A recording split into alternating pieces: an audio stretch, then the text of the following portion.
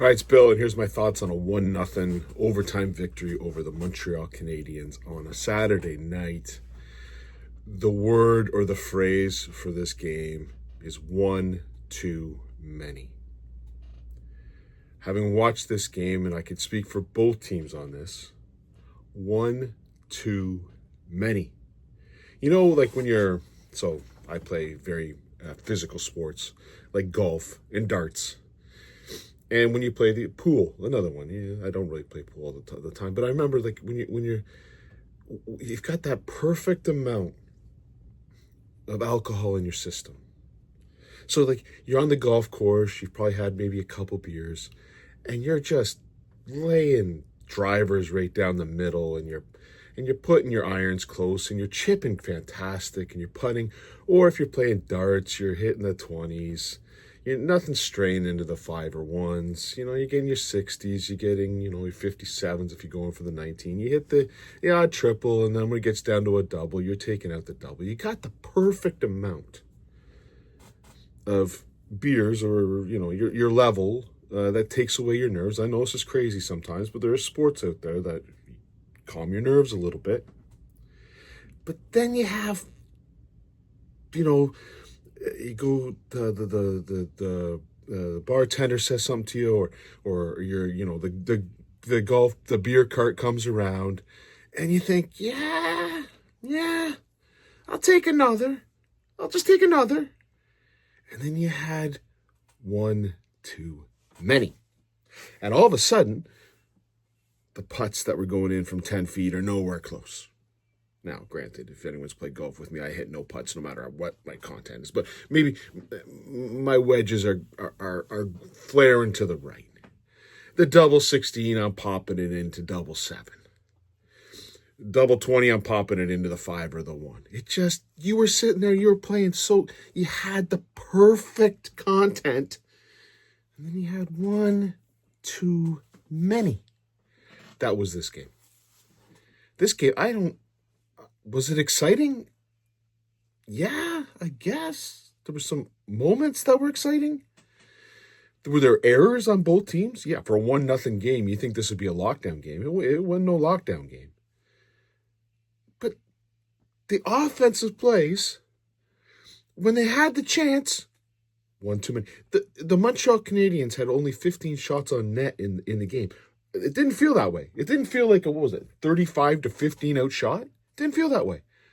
But Montreal's ripping it over the net. I mean, I think Caulfield, I don't know where his aim was, but it certainly wasn't the net. It was like 2 feet over the net. And then you had Mitchie Boitano right up until the end, doing behind the back passes, trying to go through Matthew Nyes now thinks he goes through the legs on everything. Matthews trying to do toe drags. One too many. That was a one too many game. And, Dobas made some saves, Stolarz made some saves, but the classic Mini Domi going in on a 2-on-1. I don't know what he was thinking, but a backhand flip pass over, past two guys to shoot the puck. One too many. It just was craziness. Now, I also talk about the Montreal Canadiens. Michael Pezzetta, this made me laugh, this guy. I don't know, Michael Pezzetta, how much ice time did he have? He couldn't have had much. Michael Pezzetta had 4 minutes and 54 seconds of ice time. And in that 4 minutes and 54 seconds of ice time in the first period, hell of a dive, kid. Now, his second attempt at a dive was very poor. But his first one drew a penalty. Again, we've got a guy on the team. Hey, I'm a fair guy. I watch games. We got Pontus Holmberg, who falls down all over the place. We had Mitchie looking at the ref at every play, one too many. I get it. But Montreal Canadiens, this philosophy of diving and getting penalties, good luck. Playoffs are coming around. Now, if you're the lead, do it against the Leafs. You get the penalty. So he drew a penalty. And again, Montreal is going to try to survive on their power play. They've got a good power play, but that's what they try to survive on. And the Leafs were able to, and they had Matthews and Marner on, and there was a chance, one too many, couldn't get the puck out of the zone to save our life during that penalty. But again, one too many for Montreal. I don't even know if they got a shot on net in that first power play, but it was dangerous. Oh, I think Lonnie got a shot on that. It was a dangerous power play, but you pass it around one too many. But at the end there, I believe it was the third period, Michael Pizzato went for the dive again. Except when he dove this time, he grabbed the stick of the person that he was diving against. See, Michael, you got to go to the Saku Koivu, Mats Naslund. Claude Lemieux like, he wants a word, sir. That's not how you don't grab the guy's stick when you dive. You just dive. So you dove nice. It was a nice dive. I think it was on Scotty too, right? And you dove really nice. But you grabbed his stick when you're diving. Because I know that, for it to look good, the stick had to be close to you. So you grab the stick, get it close to you. You got to let it go, son. You got to let it go, Michael. And so I got a good laugh out of that. A diving attempt gone wrong. And then there was a horrible call there was a horrible call, Michael Pizzata. There was a horrible, who got the penalty on Michael Pizzata? It was a defenseman, I think. Philip Myers. But then there was a penalty against David Savard. That was an absolutely atrocious call. So you got 2 penalties. Even Steven called it out. The slash on Bobby McMahon was... Now, Bobby McMahon didn't dive. He just kind of like went, ow. I'm sure it didn't tingle when he got slashed, but that's not a penalty. So you got that piece going on. You're Scotty to rotten report. You'll be surprised by it. I'm telling you, you're going to be surprised by it. Ready? 0-0-0-0. Apparently he had a shot on net. I would love to see where that shot on net, because I didn't see one. In 10 minutes and 11 seconds of ice time. We just traded a first-round pick and Nikita Grabenkin for zeros across the board. Your Scotty Rotten report for the Toronto time he's been with the Toronto Maple Leafs. And this is like depressing beyond depressing. He has played 17 games. He has 2 points. He's -5. And his average points per game are 0.12.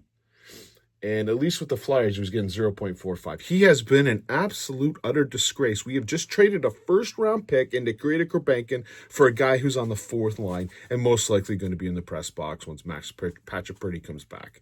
You tell me, did we upgrade our third-line center? No, we didn't upgrade our third-line center. You want to know why? No way we didn't upgrade our third-line center. I watched Minnie Domi, Bobby McMahon, and Nicholas Robertson in our own end be an absolute disaster. Now, the game was so bad. Scotty Rotten got credit for playing his position. I mean, the announcers are trying to figure something out. How can he was in his position and lifted a guy's stick. Oh, that's craziness. You know why it was craziness? Because you had to watch the third line. These 3 guys don't play their position at all.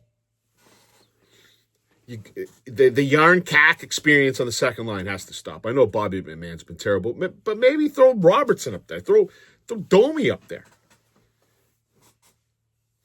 Can't, because we traded for a third-line center. That isn't a third-line center. He's a 4th-line winger. Oh, the Leafs. Gotta love it. Anyways, the one too many game ends on a one too many, which is crazy. But you had Nick Suzuki grab the puck, and Brandon Carlo skates like maybe I would skate right now. He falls on his ass. And then Nick Suzuki goes in to make a move, and he does the one too many moves. He tries to do just shoot the puck, bud. No, he goes for the one too many, and that turns around. And Nylander finally doesn't do it. He passes it off to Marner, who finally, for the first time in this game, doesn't do a one too many. He actually shoots the puck. It goes in. The Leafs win 1-0. Hurrah, hurrah. Let's plan our parade route. Where should we put it?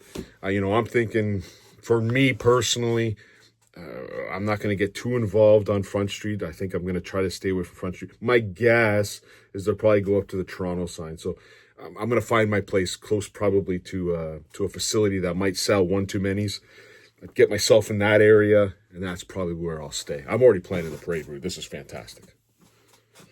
Man, oh man. Anyways, the Leafs play against Carolina today. 5 o'clock. It's going to be a Masters. You got McElroy and you got Connors as well, the Canadian guy, which is great, but you got Bryson DeChambeau in the mix. Should be a great day of watching golf and then watching the Leafs, and hopefully not having the Leafs on the golf course in 2 weeks, but Let's see who they play. I think if they win today, if I'm not mistaken, because Tampa got a point last night, right? So Tampa's got 98, Florida's got 98. So Florida looks like they can only get to 102. The Leafs are already at 102. And it looks like if the Leafs get 3 points out of their last 3 games, they will win the division and most likely play the Ottawa Senators. It looks like Ottawa can get to 98. Yeah, it looks like it'll be the Ottawa Senators. Anyways, who cares about that? Well, I do care, but I'll deal with that on another day. But this would be a big win over Carolina because then it looks like you might be able to rest some players. Let's see how they do. Let's hope they don't have one too many. Cheers.